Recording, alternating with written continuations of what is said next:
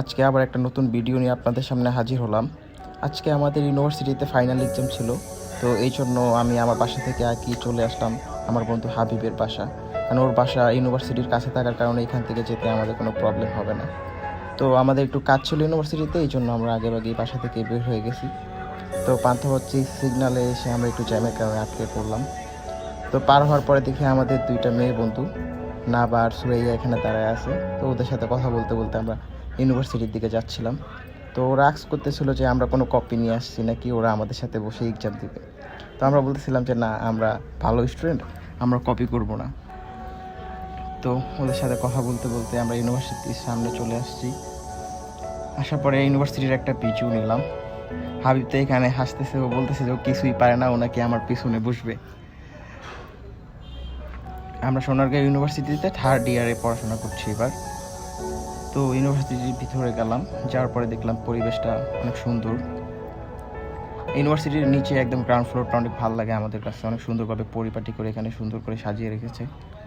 আর যাওয়ার পরে দেখলাম অনেক পোলাপান আজকে স্টুডেন্ট এখানে এসেছে।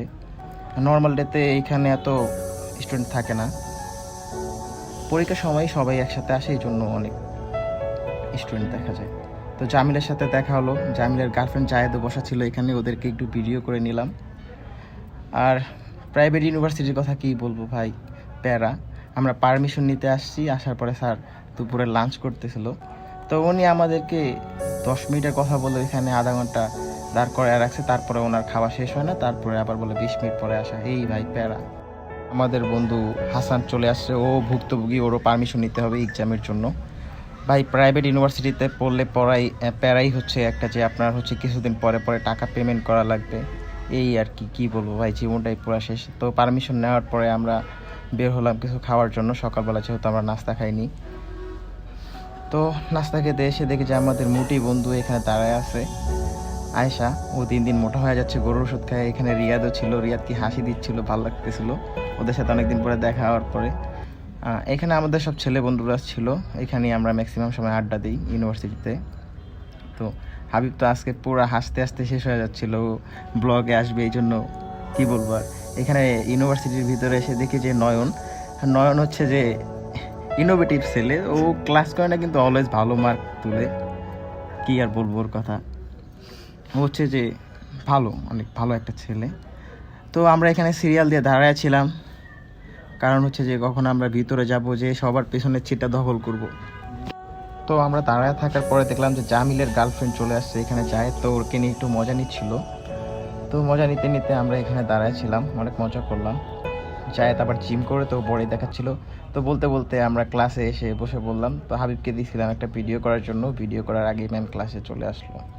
তো আমরা এক্সাম দিতে বসে পড়লাম। তো বের হলাম, দেখি সবাই হাসি খুশি, মনে হয় সবার এক্সাম অনেক ভালো হয়েছে। তো ফ্রেন্ড একটা টানাটানি করা শুরু করছিল আমাদেরকে নিয়ে, জুয়েল এখানে হাসতেছিল। তো যাই হোক, ইউনিভার্সিটির লাইফে প্রথম এক্সাম বলতে হচ্ছে যে আমরা 40-40 মার্কে অ্যান্সার করছি, তাও ফাইনাল এক্সাম। এটা আমাদের জন্য বড় একটা অ্যাচিভমেন্ট ছিল, মনে হচ্ছে আজকে আমরা অনেক হাসি খুশি ছিলাম, এই জন্য মনটাও ভালো ছিল। কিন্তু আয়েশার পরীক্ষা ভালো হয়নি, এই জন্য এরকম দেখাচ্ছিল। তো কী বলবো ভাই, ইউনিভার্সিটি লাইফই প্যারা একটা, অনেক স্ট্রাগল। আর যদি প্রাইভেটে পড়েন তাহলে আপনার জীবনটাই পুরো শেষ হয়ে যাওয়ার পালা।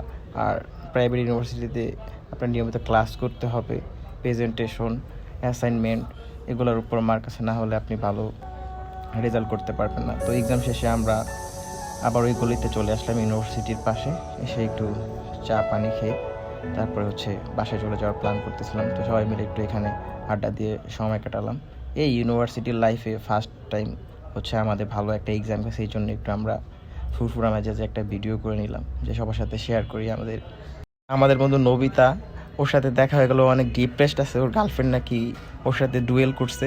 তো এখানে আবার হাবিবের সাথে ওর দুঃখগুলো শেয়ার করতে হলো। আবার হাবিব নতুন আইফোন কিনছে, তো এই জন্য একটু ভাব নিয়ে ওরা দেখাইতেছিল, দেখ বন্ধু। আর এই হচ্ছে নাম্বার 1 খোর আমাদের ইউনিভার্সিটিতে, ওরা দেখলেই বোঝা যায়।